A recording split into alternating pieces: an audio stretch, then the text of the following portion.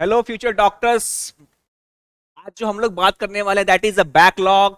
Backlog बड़ा एक major issue होते जा रहा है बच्चों में, है ना। And myself Neeraj Kumar from Chandigarh Vidyapeeth, I am a zoology faculty. आज हम लोग बैकलॉग के बारे में बात करेंगे। एज ए जो भी नीट एस्पिरेंट है, backlog you can relate backlog with cancer. क्योंकि एक बार कैंसर अगर हो गया, अगर आप ठीक नहीं करते हैं तो पूरा बॉडी पार्ट में फैलेगा, है ना। तो बहुत जरूरी है ट्रीटमेंट करना बैकलॉग का, है ना। तो बैकलॉग का ट्रीटमेंट कैसे करेंगे वो देखेंगे आज। बट बैकलॉग हुआ कैसे ये भी जरूरी है। समझ में आ रहा बात। जैसे कैंसर कैसे होता है, कैसे होता है कैंसर, जीन में चेंजेस। तो कैंसर अब यहाँ पे बैकलॉग कैसे हुआ, यहाँ पे जीन में चेंज तो नहीं हुआ होगा, कैसे हुआ वो देखेंगे आज हम लोग बैकलॉग। और एक चीज याद रखिएगा, backlog leads to backlog, more backlog, मतलब एक बैकलॉग से बहुत ज्यादा बैकलॉग और बढ़ जाएगा। वो कैसे होता है, जैसे सपोज कीजिए बैकलॉग आपका कोई प्रीवियस चैप्टर का चल रहा है, स्ट्रक्चरल ऑर्गेनाइजेशन का, राइट। और आपके टीचर पढ़ा रहे हैं ब्रीदिंग। आप ब्रीदिंग छोड़ के कहां लगे पड़े हैं, कॉकरोच में। अरे सर कॉकरोच, सर समझ में नहीं आ रहा है सर कुछ भी कॉकरोच का। तो आप कॉकरोच पे लगे पड़े हैं, ब्रीदिंग में गोल हो गया, साथ में ब्रीदिंग में गायब है। मतलब ब्रीदिंग का तो भी बैकलॉग लग गया, और किसका बैकलॉग लग गया, साथ में स्ट्रक्चरल का भी बैकलॉग लग गया। ठीक है। तो backlog leads to more backlog. तो सबसे पहले बैकलॉग होता कैसे ये जानेंगे, देन इसका ट्रीटमेंट क्या है, कैसे बैकलॉग को ठीक किया जाएगा। क्योंकि ज्ञान तो सब दे देते हैं कि हाँ पढ़ाई नहीं करता है, ये नहीं करता है, यहां घूम रहा है वहां घूम रहा है, कोई ये नहीं बताता कि आपको ठीक कैसे करना है। तो आज मैं आपको पहले बताऊंगा कि होता कैसे है, देन ये भी समझाऊंगा आपको कि ठीक कैसे किया जाएगा बैकलॉग। ठीक है। तो एक एक करके हम सब देखते हैं। पहला है आपका इनसफिशिएंट प्रिपरेशन। अब इनसफिशिएंट प्रिपरेशन जैसे है कि मान लीजिए आप डेली क्लास आ रहे थे, है ना। डेली क्लास आ रहे थे, टीचर पढ़ा रहे थे, मेरा ध्यान कहीं और था। अब ध्यान तो बहुत जगह होता है ना, क्लास में नजरें भटकती रहती हैं। तो अब कहीं किसी का फोन पे होता है, कोई फोन चला रहा होता है, और क्या है कि सबसे कोई न्यूमेरिकल करा रहे हैं फिजिक्स का, तो आपका उस न्यूमेरिकल पे ध्यान जरा सा भी नहीं है। सर एक बेसिक बातें बता रहे हैं और उसके ध्यान है ही नहीं, और आप उस पर फोकस्ड है ही नहीं, आप कहीं और भटक रहे हैं। ठीक है। तो कहीं ना कहीं वो बैकलॉग की तरफ भागेगा। क्योंकि अब जब एक क्वेश्चन सॉल्व कीजिएगा, सर हो ही नहीं रहा है, क्या करूं सर अब। तो अब सर भी क्या बोलेंगे, क्योंकि जो सर ने समझाया आप कहीं और भटक रहे थे, कहीं और दुनिया में मस्त थे। तो उसका आपका जो है अपने आप को जो क्वेश्चन सॉल्व नहीं कर पाएगा, अब नहीं हो पाएगा तो आप छोड़ दोगे, छोड़ते जाओगे छोड़ते जाओगे, टेस्ट में फिर नंबर कम आएगा। ठीक है। अब सेकंड है लैक ऑफ कंसेप्चुअल अंडरस्टैंडिंग। अगर प्रिपरेशन ठीक नहीं है तो आपका कॉन्सेप्चुअल अंडरस्टैंडिंग भी ठीक नहीं होगा, आपका बेसिक चीजें सही नहीं कर पाइएगा आप। कैसे सर, बेसिक बेसिक बातें बता रहे थे, अगर मैं बोलूं टिश्यू में आते हैं, अगर मैं टिश्यू में जनरली चीज बताते हैं आपको, है ना, बायोमोलिक्यूल्स में से पढ़ाते हैं, तो रिलेट करते हैं बॉटनी को भी जूलॉजी को भी, है ना। आप चलता है बायोमोलिक्यूल्स, ओ माय गॉड क्या पढ़ा रहे हैं सर, इतना खतरनाक। तो आप बेसिक चीजें पे फोकस करते ही नहीं है। जब बताया जा रहा है शुगर क्या होता है, शुगर पे काम, शुगर क्या है, कार्बोहाइड्रेट क्या है, प्रोटीन क्या है, लिपिड्स क्या है, न्यूक्लिक एसिड क्या है।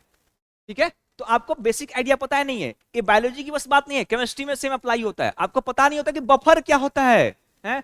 टीचर पढ़ा रहा है, बायोलॉजी फैकल्टी पढ़ा रहे हैं आपको बफर के बारे में, थोड़ा सा ब्लड में बफर क्या होता है, आपको दिमागी काम हैंग कर गया, बफर सर, वो बफर तो कहीं तो पढ़ा था सर, याद ही नहीं है बफर, है ना। नहीं, तो कहीं ना कहीं सारे चैप्टर्स जो फिजिक्स केमिस्ट्री बायोलॉजी हैं आपस में इंटरलिंक्ड हैं। ये समझना पड़ेगा कि अगर आपने किसी चैप्टर को छोड़ा तो दूसरा चैप्टर में कहीं में दिक्कत आएंगी। Best example is breathing and exchange of gases, है ना। तो वहां पे सारा फिजिक्स भी आता है, केमिस्ट्री के भी एप्लीकेशन है वहां पे। ठीक है। तो बहुत जरूरी है आप अपने कॉन्सेप्ट बिल्डअप कीजिए। Third is procrastination. ये वर्ड बड़ा खतरनाक लग रहा है बट खतरनाक है नहीं। ये आप क्या करते हैं, आपको जब कुछ समझ में नहीं आता, टीचर खड़ा करके पूछता है, तो आप बोलते हो सर पढ़ाई नहीं, ये बहाना वो बहाना, है ना। कुछ से टाल मटोल करना, सिंपल बोलते टाल मटोल करना, कि पापा को कुछ बोल रहे हैं, मम्मी को कुछ बोल रहे हैं, टीचर को कुछ बोल रहे हैं कि सर ये हुआ सर इसलिए नंबर नहीं आया। तो नहीं, तो टाल मटोल नहीं, उसकी वजह से भी आपका बैकलॉग होता है। सर कल पढ़ लूंगा, सर कल पक्का करके दिखाऊंगा, सर आज नहीं हो पाया। ठीक है, तो ये भी चीजें हैं कि सर आज ये ना exercise motion in plane sir कल पक्का करके दिखाऊंगा, कल भी नहीं किया, परसों भी नहीं किया, बस छोड़ दिया। टेस्ट आया तो सर का दिमाग खा रहा है, सर ये तो समझ में ही नहीं आया, आप समझा दो फिर से। अब टीचर एक दिन में आपको कैसे समझाए? समझ में आ रहा है बात? आप फिजिक्स एक दिन में, केमिस्ट्री एक दिन में नहीं हो सकता। बायोलॉजी आप 2 से 3 दिन में कर सकते हो revise, but physics chemistry possibilities नहीं होती हैं बेटा अगर आपने पहले से सॉल्व नहीं कर रखा। अगर आप फर्स्ट टाइम करते हो तो फिजिक्स केमिस्ट्री पॉसिबल नहीं है। ठीक है, फिर बच्चे क्या बोलेंगे, टीचर ही समझा नहीं पाता है मुझे। तो नहीं, टीचर की गलती नहीं है, आप नहीं करते हो उसको प्रैक्टिस। समझ में आया? What is ineffective study techniques? ये सिंपल सी बात है कि बच्चों को मैं सिंपल क्लास में बोलता हूं कि इनइफेक्टिव स्टडी टेक्निक्स क्या है कि आप लोग ना लेवरियस हैं, बहुत लेबर कर रहे हैं, बहुत हार्ड वर्क कर रहे हैं, फिर आगे सर नंबर ही नहीं आता। टीचर को ही पता है बच्चा तो बहुत कोशिश करता है, बहुत ट्राई कर रहा है, बट नंबर भी नहीं आ पा रहा है ना। तो आपको लेबरियस तो है, अच्छी बात है बेटा, बट स्मार्ट वर्क होना जरूरी है। स्मार्ट वर्क का होने का मतलब है कि कैसे पेपर को या क्वेश्चन को इजीली सॉल्व कर सके। अब स्मार्ट वर्क आता है कहीं ना कहीं प्रैक्टिस से। क्लास में जब टीचर समझा रहा है आपको कुछ निमोनिक समझा रहा है ना, तो आप कहीं और मगन है, किसी और दुनिया में है, टीचर समझा रहा है ट्रिक्स आपको, आप किसी और दुनिया में मगन हो गए हैं, तो वो सब आपको समझ में नहीं आएगा। आप बस लास्ट में क्या कर रहे हो, रट्टा मार रहे हो।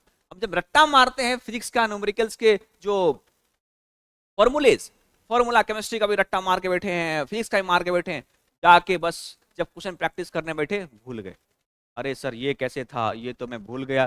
तो उसका क्या करना है आपको कि रिवाइज करते रहना है। ठीक है, तो रिवाइज कॉन्सेप्ट्स बिल्डअप करिए। Last is distraction. डिस्ट्रैक्शन कैसे होता है? डिस्ट्रैक्शन आज के जमाने में डिस्ट्रैक्शन बहुत तरीके से हो सकता है। जैसे टीचर क्लास में पढ़ा रहे हैं, आप आपस में बात कर रहे हैं, पहला डिस्ट्रैक्शन वहां से हो जाएगा स्टार्ट। सेकेंड है आपके फोन में एक ऐप आता है दैट इज इंस्टाग्राम, वो बड़ा खतरनाक है। एक बार रील्स स्टार्ट किया, बस देखे जा रहे हैं, देखे जा रहे हैं रील्स, देखे जा रहे, 1 घंटा 2 घंटा उसी में लगा दिया है ना। तो ये डिस्ट्रैक्शन है। जैसे आपके आप और है, आप जिस एज में रहते हैं 18-17 इस एज में है, तो यहाँ पे हार्मोनल चेंज आपके बॉडी में बहुत होते हैं, तो आप कहीं और आप भटक जाते हैं, है ना। तो जब आप भटकते हैं तो आपका पढ़ाई पे ध्यान फिर नहीं होता है, आप कहीं और दुनिया में मस्त होते हैं। ये सारे जो रीजंस हैं दिस लीड्स टू बैकलॉग, कि आप जब क्लास आ रहे हो, और बैकलॉग और भी सकता है, जैसे आप बीमार पड़ गए, है ना। इसको मैंने यहाँ पे ऐड नहीं किया क्योंकि उसमें बीमार पड़ गए तो उसमें टीचर भी आपको हेल्प नहीं कर सकता। समझ में आ रहा? बीमार पड़ गए तो अब वी आर ह्यूमंस, बीमार तो पड़ ही सकते हैं, उससे कुछ हम नहीं कर सकते। अगर बीमार पड़ गए तो अब सारे जैसे बीमार पड़ गए, और ये सब रीजंस अगर आपके लाइफ में आ रही हैं, तो इन सब से कैसे ठीक करेंगे बैकलॉग, वो मैं आपको जस्ट अभी बताऊंगा। तो देखिए, तो हाउ टू ओवरकम बैकलॉग। पहली बात है create a study schedule. Study schedule का मतलब ये है, जैसे आपका करंट चैप्टर चल रहा है, सपोज कीजिए बॉडी फ्लूइड्स चल रहा है आपका, और आपने टिश्यू को नहीं कवर किया है, तो आप टिश्यू को 2-3-4 पार्ट में तोड़ दीजिए। पहला फ्रॉग को पार्ट अलग कीजिए, कॉकरोच को अलग कर लीजिए, स्ट्रक्चरल में आप मसल टिश्यू को, एपिथेलियल टिश्यू को अलग कर लीजिए। तो क्या कीजिए, पार्ट पार्ट कर लीजिए सिलेबस का। तो हर दिन क्या करना है, पूरा चैप्टर कवर नहीं करना है आपको, बैकलॉग वाले में कुछ कुछ पार्ट कवर करना है। कुछ पार्ट आपने प्रीवियस चैप्टर का कर लिया, और साथ में आपने करंट चैप्टर का टॉपिक को भी लेके चलते रहना है। इससे क्या हो जाएगा, जो करंट टॉपिक चल रहा है उसका भी बैकलॉग आपको नहीं होगा। पूरा चैप्टर बैकलॉग वाला लेके नहीं बैठना है, फिर से याद रखिएगा, पूरा चैप्टर नहीं, कुछ कुछ पार्ट उसका लेके बैठना है। Focus on conceptual understandings. फिर से बोल रहा हूं, बच्चा कॉन्सेप्ट्स पे ध्यान ही नहीं होता है, सर रट्टा मार लूंगा, बस रट्टा। जो नीट वाले बच्चे हैं सर रट्टा मार लेते नहीं। बायोलॉजी में आपका 80% बेटा कॉन्सेप्चुअल है। अगर आप देखिएगा उठा के, only 20-25% you have to memorise, कि हाँ एग्जाम्पल है। जैसे बॉटनी की बात करूं, वहां पे एग्जाम्पल है, एनिमल किंगडम में, ठीक है, वहां पे आपको कहीं ना कहीं एग्जाम्पल्स आपको याद करने पड़ेंगे। एनसीईआरटी एग्जाम्पल एटलीस्ट आपको याद होने चाहिए। तो ये जो है फोकस ऑन कॉन्सेप्चुअल अंडरस्टैंडिंग, तो आपको कॉन्सेप्ट बिल्डअप करो, खुद से तरीके निकालो। नहीं समझ में आता है, कॉन्टेक्ट योर टीचर, बात कीजिए, सर ये समझ में नहीं आता, कुछ और बताओ, तो कॉन्सेप्ट बिल्डअप करिए रेदर देन कि बस क्वेश्चन सॉल्व किए जा रहे हैं, क्वेश्चन सॉल्व किए जा रहे हैं। नहीं, क्वेश्चन सॉल्व करने से पहले मेक योर कॉन्सेप्ट क्लियर कि हाँ, अब इसे कैसे समझ में आएगा कि आपका कॉन्सेप्ट क्लियर है। आपको 10 क्वेश्चन मिले, 10 में से अगर आपने 7-8 सही कर लिया, दैट मीन आपका कॉन्सेप्ट सही है। आप सिली मिस्टेक कर रहे हैं, समझ में आ रहा है, आप कहीं ना कहीं सिली मिस्टेक कर रहे हैं। अगर आपका 5 क्वेश्चन से भी कम, 5 क्वेश्चन भी नहीं कर पा रहे हैं, ठीक है, दैट मीन आपका कॉन्सेप्ट खिला हुआ है, तो आप कॉन्सेप्ट पे काम करना है आपको।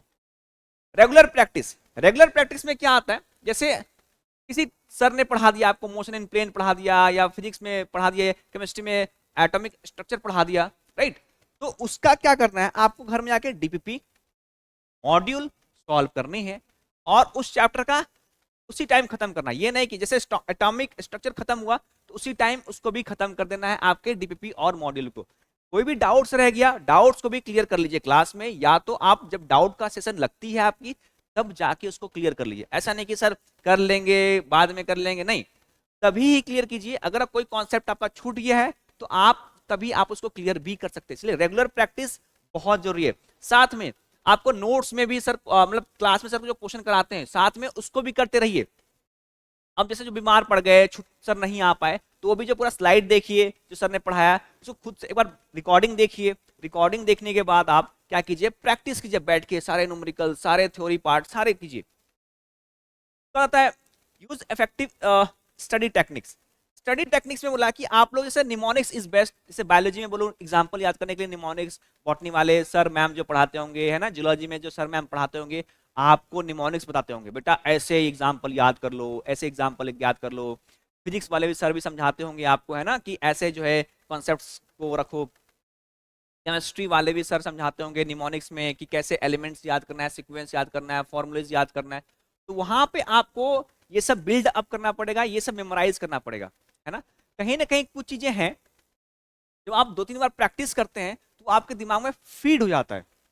और मैं हमेशा बोलूंगा रट्टा मारने से बेटर है कि आप उसे कॉन्सेप्ट जब क्लियर कर लीजिएगा, निमोनिक्स बना लीजिएगा, तो वो आपको बेटर हो जाएगा मेमोराइज करने से बेटर, ठीक है। क्योंकि जब मेमोराइज करते हैं तो आप भूलने का चांस बहुत बढ़ जाता है। विदाउट कॉन्सेप्चुअल अंडरस्टैंडिंग, बिना कॉन्सेप्चुअल अंडरस्टैंडिंग के रट्टा नहीं मारिएगा बेटा। रट्टा मारना है भी आप तो कॉन्सेप्ट्स क्लियर करके मारिए। अगर आप भूल भी जाते हो तो आप कॉन्सेप्ट्स लगा के आप आगे वाला जो है, जो बच गया, मान लो कोई फॉर्मूला आ रहा होगा, वो आप निकाल लोगे खुद से। लास्ट में टाइम मैनेजमेंट। टाइम मैनेजमेंट बड़ा क्रूशियल है बच्चों के लिए कि सर ये नहीं हो पाता है, सर कैसे करें, पढ़ाई तो कर रहे हैं, नंबर भी नहीं आ रहा है ना, टाइम दे रहे हैं लेकिन टाइम कितना दे रहे हैं, बात ये आती है टाइम कितना दे रहे हैं। आप जो पढ़ते हैं 6 घंटे आप कोचिंग इंस्टीट्यूट में निकालते हैं, 6 घंटे, राइट, आप उस 6 घंटे को मानते हो कि आप पढ़ाई करें, नहीं, 6 घंटा वो आप नहीं पढ़ाई करें, वो आपकी पढ़ाई में इंक्लूड नहीं होता बेटा। पढ़ाई का मतलब यहाँ पे ये है कि आप कितना पढ़ रहे हैं खुद से। आप पढ़ रहे हैं मतलब 5 से 6 घंटा आपको पढ़ना है। अब क्या पढ़ना है, उस टाइम आपको रिवाइज करनी है नोट्स को, साथ में जो है आपके न्यूमेरिकल सॉल्व करने हैं फिजिक्स केमिस्ट्री के, और पीवाईक्यू सॉल्व करने हैं, एंड ये भी करना है कि आपको बायोलॉजी के भी क्वेश्चन सॉल्व करना है, ठीक है। तो उस टाइम 5 से 6 घंटे में आपको सारा कुछ सॉल्व करना है। अब एक और है टाइम मैनेजमेंट से लेके, सर टाइम हमारा मैनेजमेंट नहीं हो पाता है इन सेंस में कि टेस्ट में तो 3.25 घंटा 20 मिनट का पेपर होता है, सब बच जाता है क्वेश्चन केमिस्ट्री फिजिक्स का, कैसे करें। तो इसका एक ही उपाय है बेटा, जब आपका टेस्ट होता है उससे पहले क्या कीजिए, मॉक टेस्ट मिलता है मार्केट में या आप अपने फैकल्टी से मांग लीजिए, उसको क्या कीजिए, आप टाइमर लगाइए, टाइमर लगा के आप पेपर को सॉल्व कीजिए, देखिए, और अपना स्पीड चेक करते रहिए कि आपका, जब आप ये प्रैक्टिस रेगुलर वे में करते रहिएगा बेटा ना, कि टाइमर लगा के घर पे प्रैक्टिस, नो डिस्टरबेंस, कुछ नहीं, मम्मी डिस्टर्ब नहीं करना, पापा डिस्टर्ब करना, छोटा भाई करे उसको मुक्का मार दो, ठीक है, कुछ बोले बस आए मुक्का बोला आज पढ़ने दो मुझे, है ना, नहीं करना। तो कोई डिस्टर्ब नहीं करे, तो आप 3 घंटे 20 मिनट का टाइमर लगा के पेपर आराम से सॉल्व कीजिए। एक माहौल क्रिएट कीजिए अपने रूम में कि लगे कि आप एग्जाम दे रहे हैं। बता रहा हूं बेटा, अगर आपने ये प्रैक्टिस किया, आपका टाइम जो मैनेजमेंट, आपका जो टाइम है लग रहा था बहुत ज्यादा टेस्ट में, वो कम होगा और आप पूरे टाइम पे पेपर को सॉल्व कीजिएगा, ठीक है। तो टाइम मैनेजमेंट इशू एक है बच्चों के लिए। तो टाइम मैनेजमेंट कैसे करना है आप लोगों ने देख लिया, ये सारे हैं जो है कि कैसे ओवरकम करना है बैकलॉग। और एक चीज और ही है, मैं हमेशा बोलता हूँ नीट पेपर देने जा रहे हैं आप अपने आप पे भरोसा रखिए। अगर आपको अपने आप पे भरोसा नहीं है तो आपको कोई कितना भी मोटिवेट कर ले, आप मोटिवेट नहीं होइएगा, ठीक है। और कौन क्या बोलता है आपको डिमोटिवेट करने के लिए? आपके दोस्त भी कुछ बोलेंगे, रिश्तेदार तो बोलते ही रहते हैं ना, टीचर तो डांटता है, लेकिन टीचर आपको डिमोटिवेट नहीं करता। टीचर डांटता इसलिए है ताकि आप पढ़ाई पे ध्यान दें। टीचर, पता है टीचर सक्सेसफुल कब होता है? टीचर सक्सेसफुल तब होता है जब उसका बच्चा अच्छा नंबर लेके आता है ना, उसका बच्चा कहीं अच्छे कॉलेज में गया, वो इसलिए डांटता है ताकि वो अपने लिए काम करा। सोच लो, सपोज कर लीजिए एक टीचर सेल्फिश है, लेकिन किसके लिए, किसका इंप्रूवमेंट हो रहा है? आपका, है ना कहीं आपका इंप्रूवमेंट हो रहा है। तो अपने से मतलब रखिए कि आपका इंप्रूवमेंट हो रहा है, अच्छी बात है। टीचर चाहेगा कि आप अच्छे कॉलेज में जाइए, है ना। और भी कोई बातें होंगी हम तो डिस्कस करते रहेंगे। नेक्स्ट जो आएगा आपका वीडियोस, उसमें भी हम डिस्कस करेंगे जो बच्चों को परेशानी होती है। बस यही बोलूंगा, अपने आप पे भरोसा रखिए। जब तक आपको अपने आप पे भरोसा नहीं है, कोई और आप पे भरोसा नहीं करेगा। तो थैंक यू आज के लिए। तो bye all the future doctors.